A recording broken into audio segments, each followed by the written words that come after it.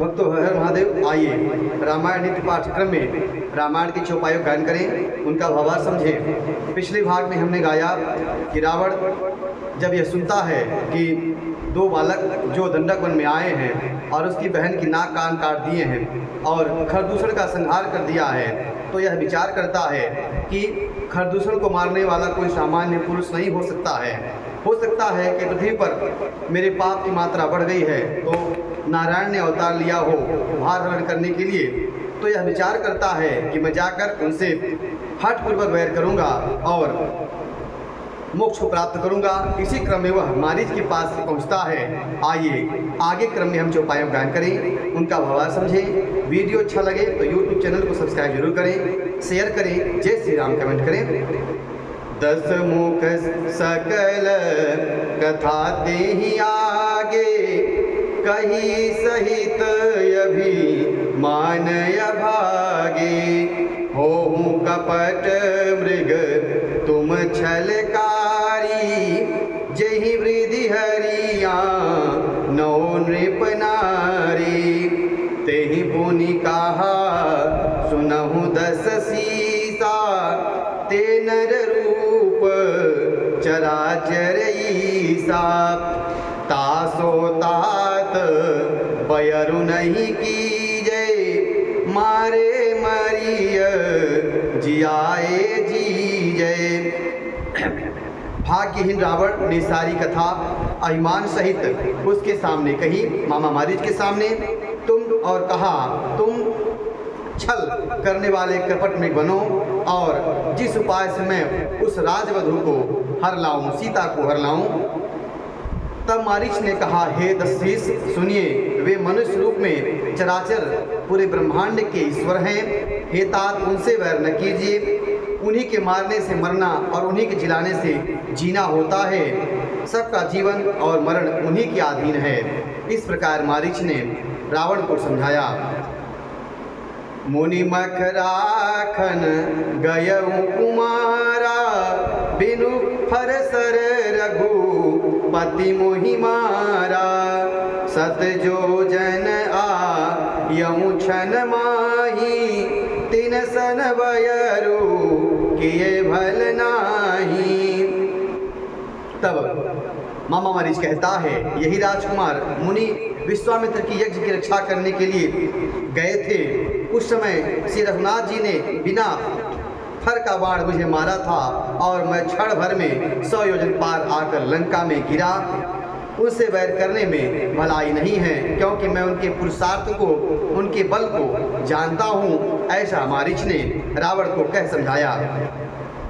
भई मम कीट भृंग की नाई, जहाँ तह मैं देखऊँ दो भाई। तो नर तात तदपि अति सूरा, तिनहि विरोधिन आई पूरा। मारीच कहता है, मेरी दशा तो भंगी के कीड़े की सी हो गई है। अब मैं जहाँ तहाँ श्री राम लक्ष्मण और दोनों भाइयों को ही देखता हूँ। और हे तात, यदि वे मनुष्य हैं तो भी बड़े वो सूरवीर हैं। उनसे विरोध करने पर पूरा नहीं मिलेगा, सफलता नहीं मिलेगी।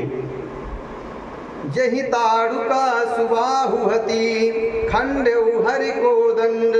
खर दूषण तिसरा बधे, मनुज की असबरी वंड। जिसने ताड़का और सुबाहु को मारकर शिव जी का धनुष तोड़कर सीता के साथ ब्याह किया और त्रिशरा का वध किया, खरदूषण का वध किया, ऐसे प्रचंड बलि को क्या आप मनुष्य कह सकते हैं?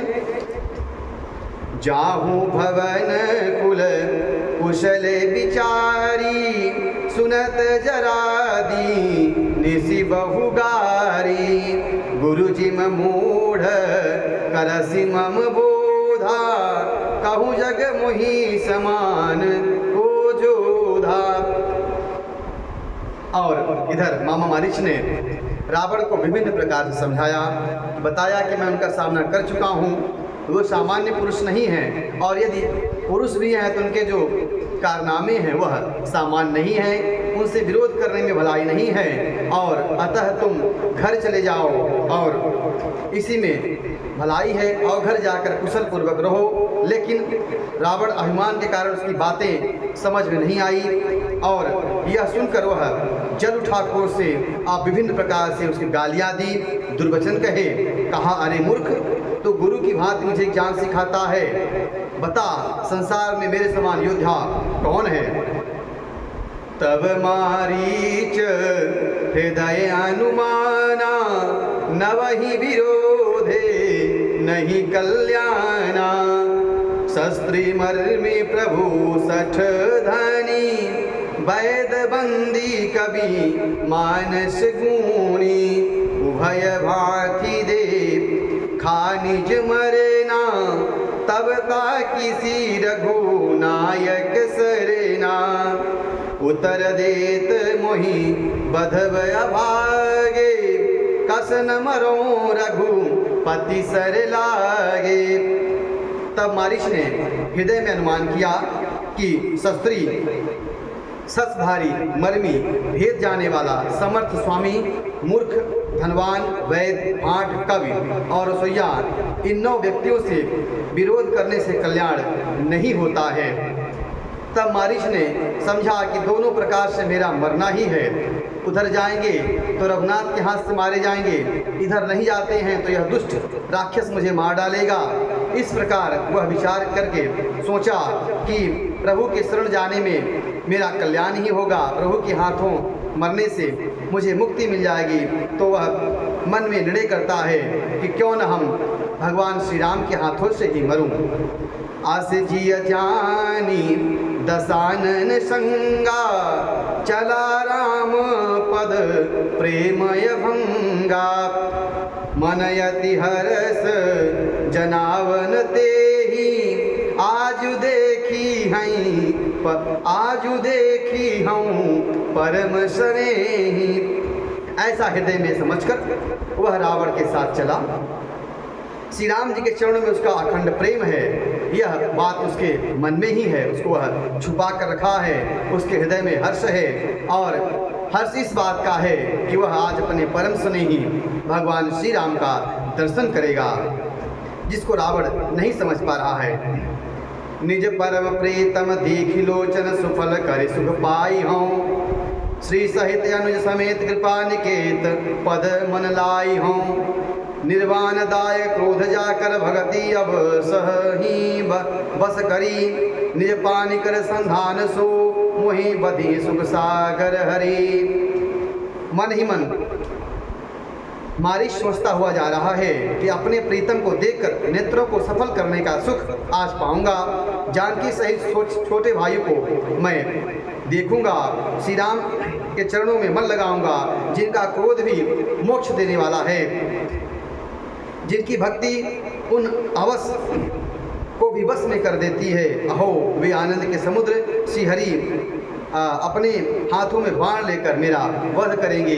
इस बात का वह मन में स्मरण करके और प्रसन्न हो रहा था, आनंदित हो रहा था मारीच।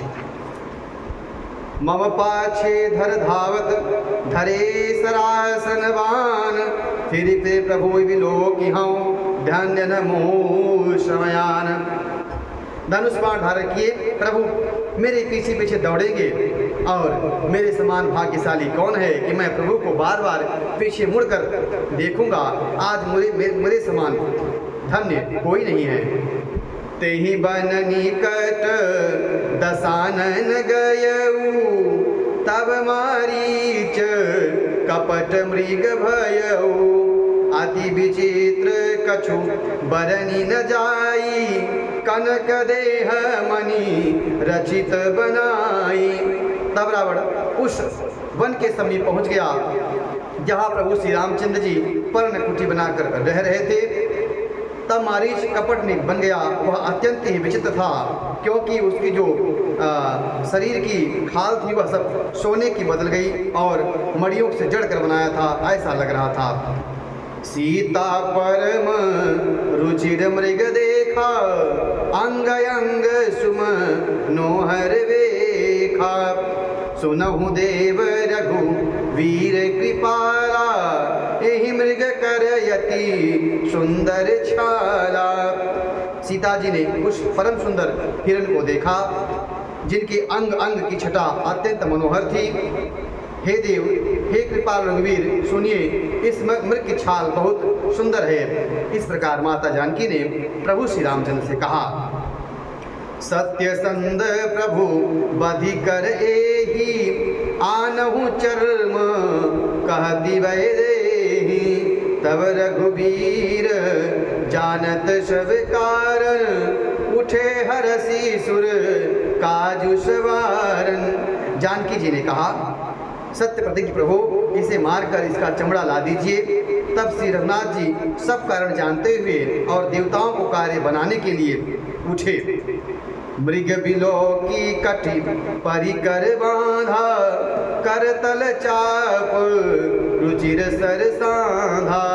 प्रभु लक्ष्मण ही कहा समुझाई, फिरत विपिन निसी चर बहु भाई।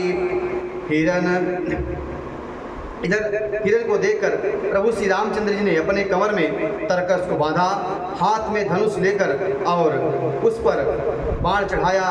फिर प्रभु श्री रामचंद्र जी ने लक्ष्मण जी को समझाकर कहा कि हे भाई, वन में विभिन्न प्रकार के निश्चर घूम रहे हैं, फिर रहे हैं। सीता केरी करऊ रखवारी, बुद्धि विवेकी बल समय विचारी। प्रभु ही बिलो की चला मृग भाजी, धाये रामू सरासन साजी। तुम बुद्धि और विवेक और बल के और समय का विचार करके सीता जी की रखवाली करना। और इसके बाद प्रभु श्री रामचंद्र धनुष पर बाण चढ़ाकर उस मृग के पीछे बोलिए। निगम नेति शिव ध्यान न पावा, माया मृग सो पाछे धावा। कबहु निकटी पुनि दूरी पराई, कबहु क प्रगटत कबहु छपाई। बाबा गोस्वामी तुलसीदास जी कहते हैं कि जिन प्रभु श्री राम का ध्यान भगवान शिव के ध्यान में भी बड़े मुश्किल से आते हैं। निगम नेत कहते हैं, निगम उनको यह कहते हैं कि प्रभु श्री रामचंद्र का जो वर्णन है वो इतना ही नहीं है, नेति नेत इतना ही नहीं है। वही प्रभु श्री रामचंद्र आज एक माया मृग के पीछे भागे जा रहे हैं और वह माया मृग कभी दूर निकल जाता है, कभी छुप जाता है, कभी प्रकट हो जाता है, कभी पास में आता है, कभी दूर चला जाता है। प्रगटत दूरत करत छल भूरी, यही विधि प्रभु ही गयऊ लय दूरी। तब तकी राम कठिन सर मारा, धरनी पर करी घोर पुकारा। इस प्रकार प्रकट होता छिपता हुआ, बहुत प्रकार से छल करता हुआ वह प्रभु श्री रामचंद्र जी को बहुत दूर जंगल में लेकर चला गया। और तब प्रभु श्री रामचंद्र जी ने निशाना साध कर एक कठोर बाण मारा, जिससे लगते ही वह घोर चित्कार की आवाज़ किया और धरती पर गिर पड़ा।